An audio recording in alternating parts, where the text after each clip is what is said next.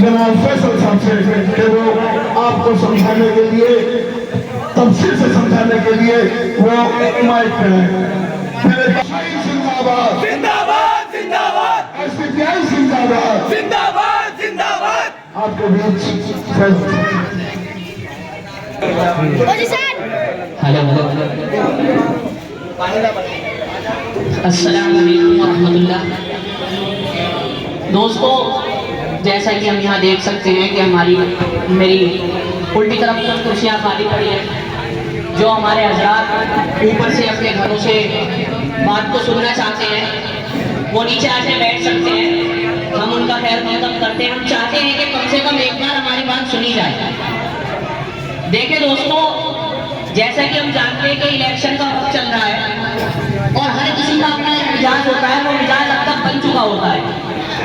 लेकिन हम आप लोगों से बस एक दरख्वास्त करना चाहते हैं कि एक बार हमारी बात को सुने और समझने की कोशिश करें। यही बिठाओ, यही। आज आपकी मीटिंग हुई, इसका क्या मकसद था? किस तरह से लोगों ने आपका समर्थन किया? भाई लोगों तक अपनी बात पहुंचानी थी, एसपीआई का मैसेज पहुंचाना था, social democratic party of India का, कि भाई हमारा काम क्या है, हम क्यों इलेक्शन लड़ रहे हैं। क्योंकि यहाँ की जो हालत है बहुत ज़र्जर है।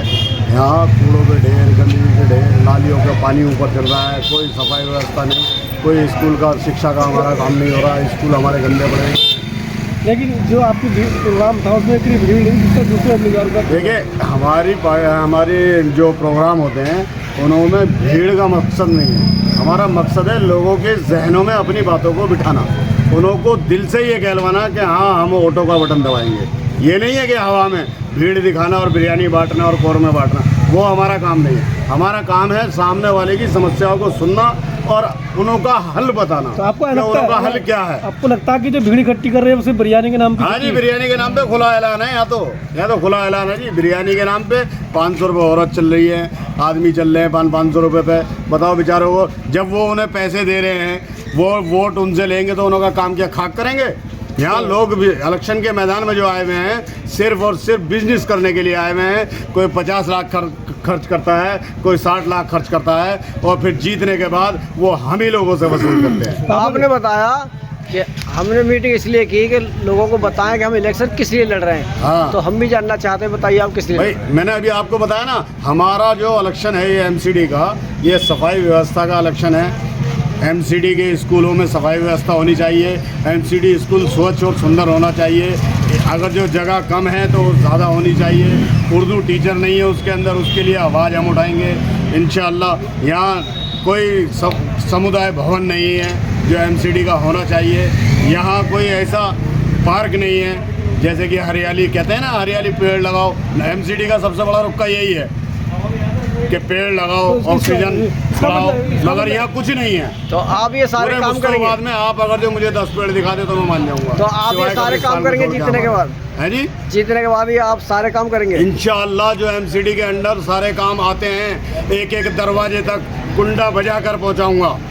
और अगर जो लोगों से शिकायत मिली तो लोगों से मैं अभी खुला ऐलान कहता हूँ कि मैं नेता नहीं, नौकर बनने आया हूँ। जी अभी साहब, इस तरह से और प्रोग्रामों में लंबी चौड़ी भीड़ दिखाई देती है, आप क्या नहीं है?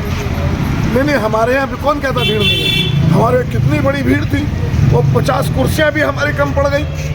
इतनी बड़ी भीड़ थी अल्हम्दुलिल्लाह हमारी। और जब रहा मामला भीड़ का, हम कल एक जगह थे, शक्ति विहार नहीं, दिलशाद मस्जिद से आगे एक जगह है, वहाँ पे हमने देखा कांग्रेस की मीटिंग हो रही, तो वहाँ बिरयानी की देर लोग खाना खा रहे थे। जब हम पहुँचे, हमने कहा भाई ये क्या है, कि यहाँ प्रोग्राम हुआ था इसलिए बिरयानी खा रहे थे। तो हम लोग बिरयानी के लालच में लोगों को नहीं बुलाते, बल्कि हम लोगों को अपनी आइडियोलॉजी समझाने के लिए बुलाते हैं। और हमारी आइडियोलॉजी है भूख से आज़ादी, खौफ से आज़ादी। तो आपको लगता है कि जो भीड़ उनकी आ रही है सब किराए की भीड़ है?